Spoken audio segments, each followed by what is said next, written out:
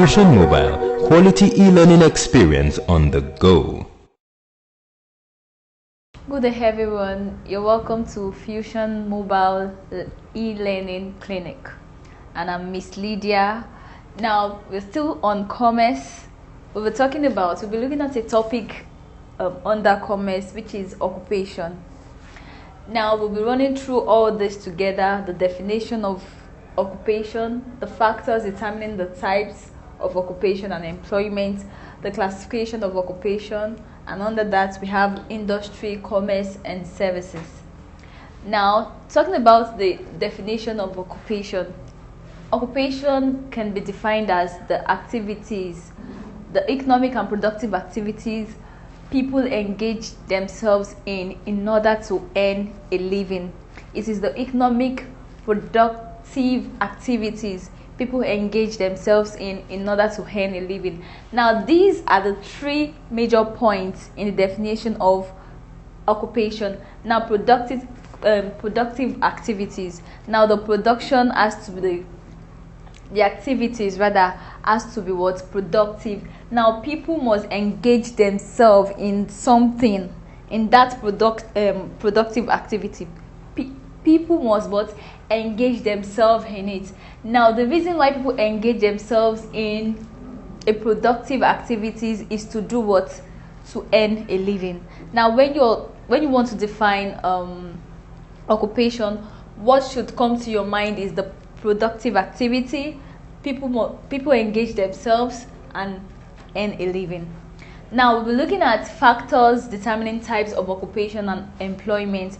There are some factors that determines what people do. There are some factors that determine what production activities people engage themselves in. Now, we'll be looking at those factors. Factors determining types of occupation and employment. The first one we have on the board, we have climate and weather differences. The second one, natural resources. The third one, education and skills. The fourth one, salaries and wages. And the third one, policies. Now, let's talk about the climate weather differences. It affects occupation in the sense that, for example, those living in the riverine area, we have to do what? They will have to fish, because that is what they have around them. So they have to make a living. They have to make a living out of what they have around them. And for those who live in rural areas, they go into farming. They farm because that is what is around them. So they have to what? Make a living out of it. Now, the second one is natural resources. We talked about farming. People make use of the natural resources, for example, farming, farm products, mining, going into oil, and all that. Those are natural resources. Now, the third one is education and skills. Now, let's talk about education. The kind of education you get will determine the kind of job. The kind of education you have will determine the kind of job you get or the kind of work you do. You work in organizations like different companies, banks, and all that. You cannot learn a trade and then look for an employment in a bank. Nobody is going to give you a job. Now, skills has to do with what you learned, like the trade you learned, like fashion designing, hairdressing, and all that. You can't expect a hairdresser go look for a job in a fashion designing organization. That's a no-no. Now, let's talk about salaries and wages. Salary is the money you get at the end of the month after work done, and wages is like a daily payment you get after the end of a job. Now, how do they determine the type of occupation people get? Now, for example, if I'm a graduate and a master's holder and I apply for a job in an organization and I'm being offered 12,000 naira, you can't expect me to collect the offer or accept the offer because it's very, very, very low to the qualification I have. So this is how salaries and wages determine the type of occupation people get. Now, let's talk about policies. Now, the policies of government and as well as the policies of employers is part of the factor that determines the kind of occupation people get. So now we'll be talking about the classification of occupation. Here we have the industry, we have the commerce, and we have services. So we'll quickly go through them one after the other. Now, the classification of occupation entails industry, commerce, and services. Now, under industry, we have all of this. Now, we'll be talking about these one after the other. Industry is defined as all activities geared towards production through extraction, manufacturing, and construction. These are the classification of occupation. We have industry, we have commerce, and we have services. Now, under industry, we have extractive, that's extraction, manufacturing, and constructive. Now, extractive or extraction has to do with people who engage in extracting raw materials from the soil. They get raw materials from the soil and they make it available for use for people. Now, under extractive, we have farming, we have fishing, we have mining, which has to do with crude oil, iron ore, and all that. We have quarrying, it has to do with breaking of rocks. Now, talking about manufacturing is also an aspect of industry.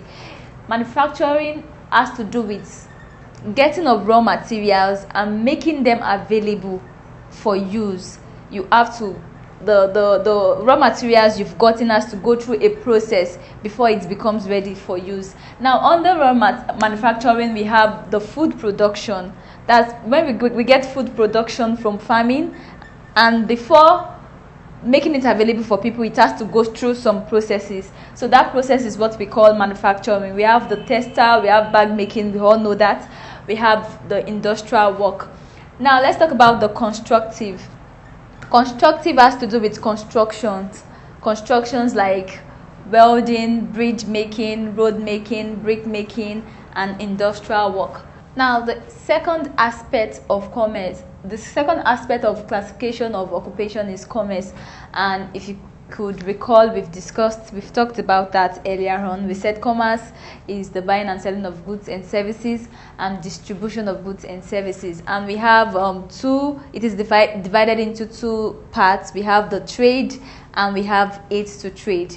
The aids to trade we have is also divided into two. We have the home trade, the foreign trade, and the aids to trade has to do with the banking, advertising, warehousing, and so on and so forth. Now, the third aspect of classification of occupation is services. Now, what is services? Services can also be said to be tertiary occupation. Now, it is a kind of activities people engage themselves in to people. They render it to people. It could be direct and it can be indirect, and they get their pay for it. Under services, we have the direct and we have the indirect services. Now, the direct services are activities people engage themselves in. For example, they provide services for the general public and they are being paid by those who enjoyed their services. For example, these are some of the examples, not all. For example, we have the barbing. If I go to a barber's shop to cut my hair, he's rendering the service to me directly. And after he finishes barbing my hair, I'm going to pay him for the job he has done. Likewise, steward, mail, we have like house, different direct services people render to people. Now, we have the indirect services. Now, indirect service can be said to be activities people engage in. They do it for people, but they don't get their pay instantly. For example, we have the soldiers, we have government doctors, we have police. All these people render services to the general public, and the general public, they don't expect to get money for the general public. Why? Because it is the government of that particular country that will pay them for the services they have rendered. So that is that about occupation. Now, some questions will be displayed on your screen in order for you to evaluate yourself. And if you have any question, you just have to go back and replay, and then thank you.